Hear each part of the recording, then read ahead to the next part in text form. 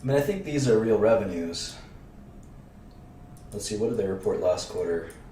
In this kind of non-US, let's take the non-US business at 900 last quarter. Maybe TTM, 3.3 billion. We still have it clocking in 3 billion in 10 years, which is pretty reasonable. So half the business probably has a maturity profile with kind of a weighted average maturity, since that's kind of driving quite a bit of this analysis. So weighted average is, well, this is probably like a 0% maturity, right? It's probably pretty steady. Although again, I can't tell you what the business looks like. It's a lot of kind of low-priced foreign products. I don't know what the outlook for products like that are until 2025. It could be growth, it could be shrink, it could be neither. Pretty difficult to predict. Now for pharma, I can tell you that this stuff should decline pretty briskly even. I'll just do a bit there. So that's -5. That's definitely negative. Surgical should be flat. Contact lenses should be flat. Ophthalmology RX should decline. Consumer should be flat or growing, maybe even growing. Derm should be a decline.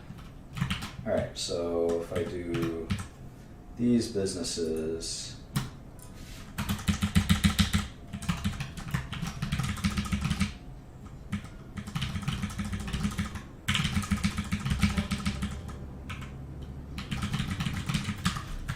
what percentage of revenue I've got. 95. Where's the missing 5? Dental and oncology. Okay. So dental, oncology will drop. Proven's just disappearing. Dental, that's mostly Arestin, right? So I don't know. Eventually they'll be a generic. All right. So if I do the weighted average.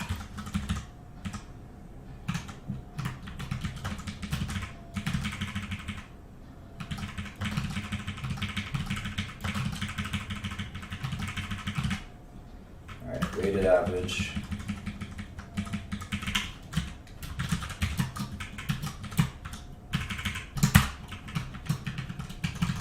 Minus 1.7.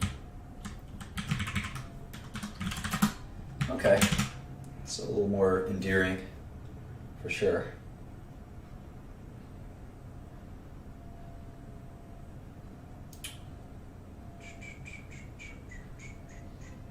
I don't really know what's going to happen to that foreign business. Maybe it's conservative to say it'll decline.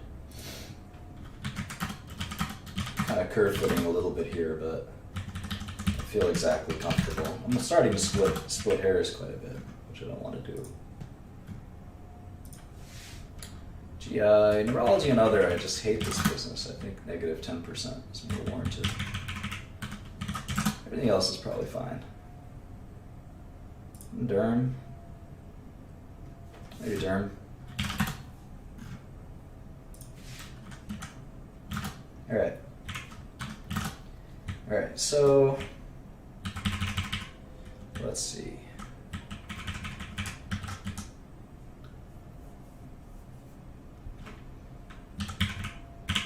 %70 margins, I think is probably fine.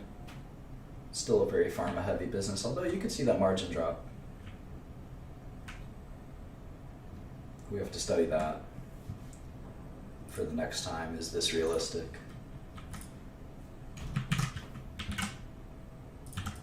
Some points to consider is 70% margins with a kind of de-farming of the business, if you will.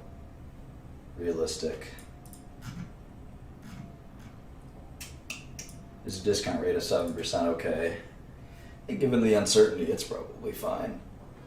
We usually use something less than that, like 5%. But we're also really kind of cramming down on a lot of the numbers, which is probably warranted. But all right, so $37 a share. Maybe that's my best guess right now. Still more work to do.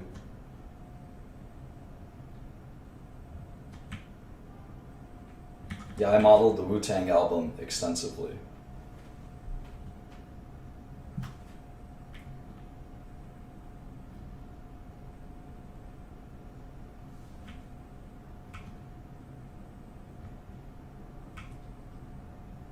So yeah, so maybe the gross margin is just too high. Because LATA, your foreign pharma has lower gross margin than normal. How was their gross margin this quarter? Yeah, look, most stocks are not worth investing or trade, quote unquote, trading, and this is no exception. I only get involved in stocks when there are gigantic discounts to fair value, and I don't see that for Valiant. And remember, I love shorting, so it's not like I don't mind shorting. All right, it looks like margins are saying 27. I would short the stock in a heartbeat if I thought it was worth shorting. All right, so margins of 73%, exclusive amortization and impairments. So those are GAAP. These are non-GAAP numbers. What we're looking for. We get a 73% margin. Ooh, so I probably have to change up these margins a little bit. Let me do 73.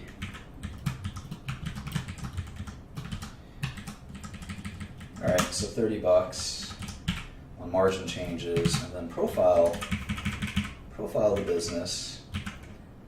Profile of the business is if we take these guys as a percentage of revenue.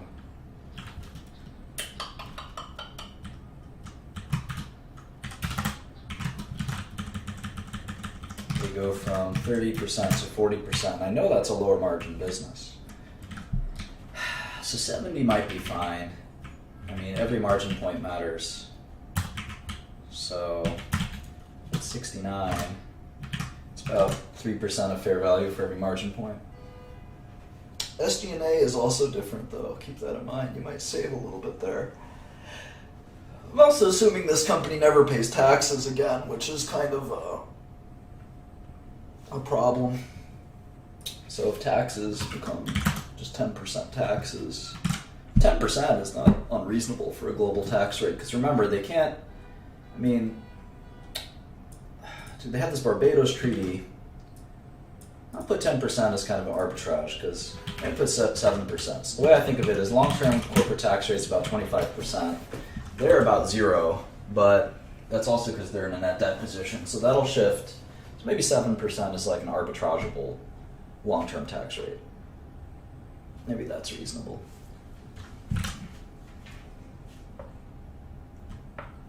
Okay, so $28 a share. That's my best guess. $28.37.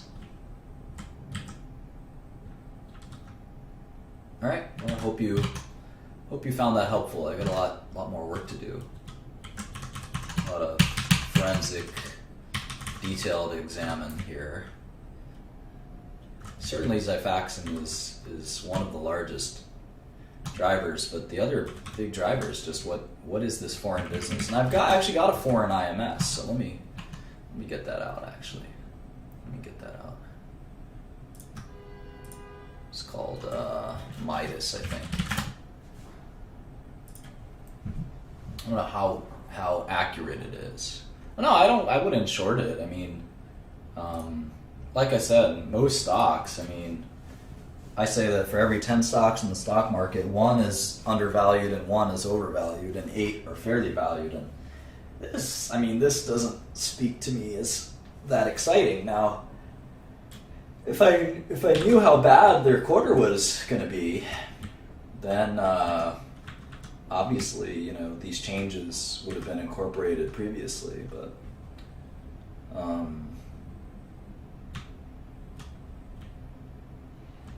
no, I don't think it's a short.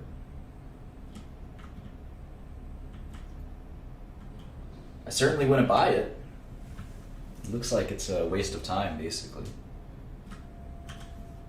I mean, I wish I was short it. Obviously, the stock's gotten destroyed. I wish I was shorted. Who wouldn't wish they were short a $250 stock going to $35? That would be amazing. What a profit. I think the surprising weakness, not just in the Q4 numbers, but more importantly, in the Q1 guidance, suggests that like the Jublia weakness, the Solidigm weakness, like these are permanent weaknesses. These are not, temporary declines. I mean, these are permanent disasters, which is really, in fact, they have to be worse than Q4, which is really, really, really telling. I mean, basically the derm business has all but disappeared. Maybe that's aggressive, but it's definitely been destroyed. And neuro and other will decline substantially as well. So maybe that's where it's coming from. But it's an alarming report for sure. I mean, when you thought these were, our last model was predicated on the idea that these were stable businesses. But what we're learning is there's a permanent reset in several of these businesses, or a permanent disappearance of several of these businesses. Now, maybe we'll learn that in EMEA or LATAM or Asia or the rest of the world. I doubt it. But that's why we have to sort of take our next look, our next kind of look at this is going to be looking into those businesses carefully. And this is a very complex business, so the juice is not really worth the squeeze. If you want to study this business really, really carefully, it's like studying 30 or 40 different businesses, which is frustrating. I'd much rather study a public stock that has, largely one business or two businesses. This is literally 40 or 50 different businesses in one. Maybe that's exaggerating. Maybe it's 10 or 20, but it's still a lot of work for what? To be able to trade a stock? There's so many better ways in life to make money than trading stocks. Especially, it's very unlikely that this stock, from what I can tell, it's extremely unlikely that this stock is worth double or triple where it's at, and it's very unlikely that it's worth half of where it's at or something like that. Maybe not that unlikely, in fact. Maybe it is worth a third less, something like that. But the surprising nature of several of their businesses sort of being these not as robust as maybe not as good as they looked, or not as robust as they looked. And again, I'm not sure how anyone thinks of this kind of ex-US pharma business, whether that's a growth business or not, will really impact quite a bit kind of what you think will happen to this company. If you think ex-US is a growth business, in fact, I can just make it a driver here. Ex-US growth. So let's say you thought it was 3%. You'd be, I don't know if it makes it a buy. Let's check it out.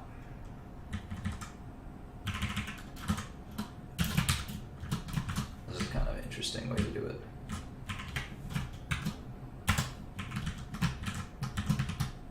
Yeah, it makes it certainly a more stable company. If you think the long-term growth rate, I think the long-term growth rate of any business being close to 3% is unlikely, but that's just been my experience. Yeah, okay, so if you think long-term pharma growth outside of the US, which is a very different market from the US, is about 3%, then one, I'd say you're being quite optimistic. That's above inflation growth in a business that's kind of a commodity-like business that has very little barriers to entry. But assume, and it has important brand value, of which Valeant doesn't have any. But assuming that somehow you think there's 3% growth in this mishmash of businesses, which by the way include EMEA, which is is not a growth business, right? You could automatically take EMEA out of that equation, right? That is not a growth business under any stretch of the imagination. So let's take EMEA kind of out of there. All right. So if you think it's a 2% growth business, so that means Valeant's worth 50. If you mean it's 2, it's worth 43. If you think it's 1, it's worth 37. If you think it's a flat growth business, it's worth 31, which is a little lower than where we're at. 1% is where the market is imputing, which is one of my favorite techniques. The market's telling you it's a 1% growth business outside of the US, which is, well, that's hard to challenge that. If it's a negative 1% growth business, you're talking about a $26 stock, which is really kind of nerve-wracking. But even if it's a 1% growth business, I don't know that you can sit there and say, oh no, that the ex-US, rest of the world, LATAM, and Asia is going to grow 3%. Well, under Mike's stewardship, under whose stewardship, and while you're trying to manage all these other businesses, can you really get, Chinese and Brazilian revenue growing? Is that easy? Given these circumstances, I don't think so. So, sounds fairly valued, approximately. Not that excited about Valiant. Certainly surprised by the results, as are everyone else, but assuming kitchen sinking, the derm disappearing and stuff like that, it's still not cheap, which is the hope. The hope in all this exercise was that we would find that after kind of throwing away several bad businesses and having a 50% decline in the stock price, that there would be a buying opportunity, but I don't really see that. If I take a 6% discount rate, which is not crazy, and I think there's 2 or 3% growth in ex-US, ex-Europe,